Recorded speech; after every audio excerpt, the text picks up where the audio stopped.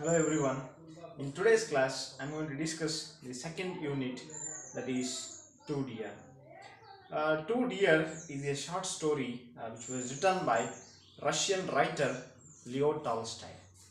This story is about a small kingdom called Monaco. The writer begins the story by describing the city Monaco where this story is set. Monaco is a small kingdom and it's also called as a toy kingdom. It is situated near the borders of France and Italy.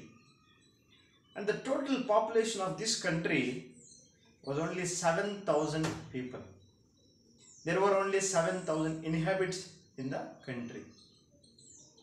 But though it was a tiny kingdom, the king of this kingdom, the kinglet of this kingdom, had his own ministries, his own judicial system, and his own army. It was functioning like the other royal kingdoms. And the total strength of the army was 60 men. Like the other countries, Monaco also had tax system.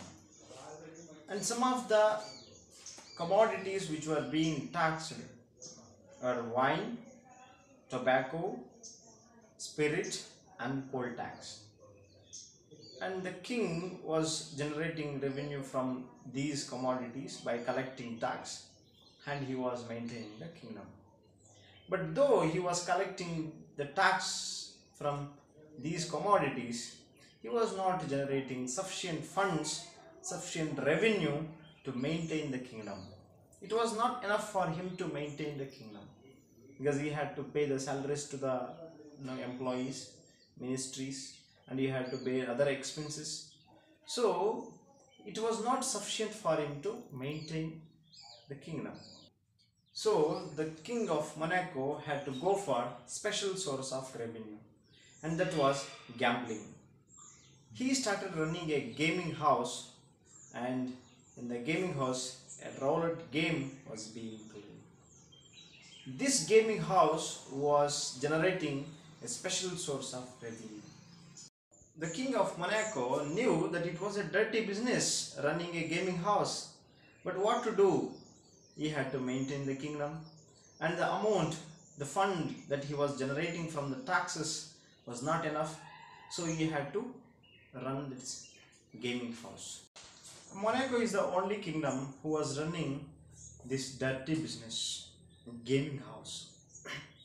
Some years ago, some of the German sovereigns banned all these gaming activities in their countries because they realized that gaming houses do so much harm to the society. That is why all the gambling activities in their countries were banned. But nobody was there to ban gambling activities in Monaco. And the king of Monaco continued this kind of activities because he had to generate special source of revenue. He had no options. That is why he continued this gambling activities. Though the people were taking part in gambling activities, it was peaceful and peace-loving country. Monaco was peaceful and peace-loving country. But once a murder was committed in the kingdom, and the matter was immediately brought to the notice of the king. When the matter was brought to him, the king gave the final judgment. And the final judgment was to cut the head of the criminal, that is the murderer. But they could not execute the case because Monaco neither had a guillotine machine nor an executioner to cut the head of the criminal. They did not have a machine or an executioner to execute the head of the murderer. That is why they could not execute the case. So the king and the ministers decided to take help from the neighboring countries. The neighboring countries are France and Italy. So they wrote a letter to the French government asking whether they would supply a guillotine machine and an executioner to cut the head of the criminal. The French government replied that they would supply a guillotine machine and an executioner to cut the head of the criminal. But they said that it would cost them 16,000 francs. But the king of Monaco thought that 16,000 francs was too expensive spending on a criminal. So he did not take the help from French government. Again, he wrote a letter to the Italian government, and the Italian government replied, and they expected 12,000 francs for guillotine machine and executioner with all the transportation expenses. So they demanded 12,000 francs. It was less expensive, but still it was a big amount for the king of Monaco. So the king of Monaco decided not to spend any amount on this criminal. So the king of Monaco ordered the army chief to find a soldier who could cut the head of criminal. But nobody was ready to come forward.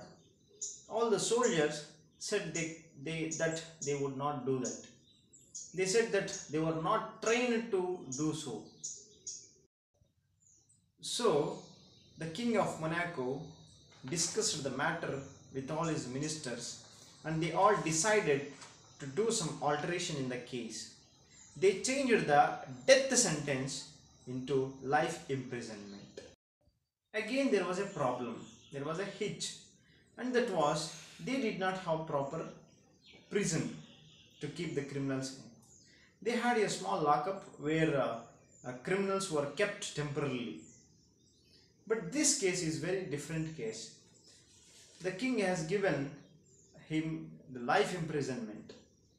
The criminal had to lead his entire life in the prison. But they did not have the proper prison to keep the criminal. It had only small lockup, and that too, that lockup did not have the proper locking system. Someone had to be there to watch the criminal, not to escape. So the ministers and the king of Monaco, they all discussed the matter, and they all decided to appoint a guard to watch the criminal. So he had to watch the criminal, and this guard had to fetch food for the criminal from the palace kitchen.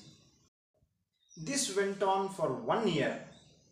But once, as the king was going through the accounts, he was going through his income and expenditure, he came across a special item of expenditure. That was criminal's food, and the guard and his food and his salary. It was a big burden for him. He thought that it is very expensive keeping this criminal. So maintaining this criminal was very expensive. Again the king of Monaco called all the ministers and council members, and they all decided to dismiss the guard. And the main reason to dismiss this guard was to allow the criminal indirectly to escape from the prison. That was their concept. But to their astonishment, the criminal did not escape from the prison. So he used to go to the palace kitchen, he himself would fetch his food and he would spend his time. But he did not try to escape from the prison. So their plan did not work out. So once again the king and all the ministers discussed the matter, and they all decided to tell him straight out that they did not want to keep him. And they said, we do not want to keep you, you can go away.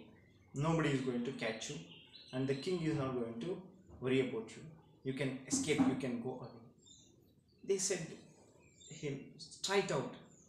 But to their astonishment, the criminal said that he would not go out of the prison.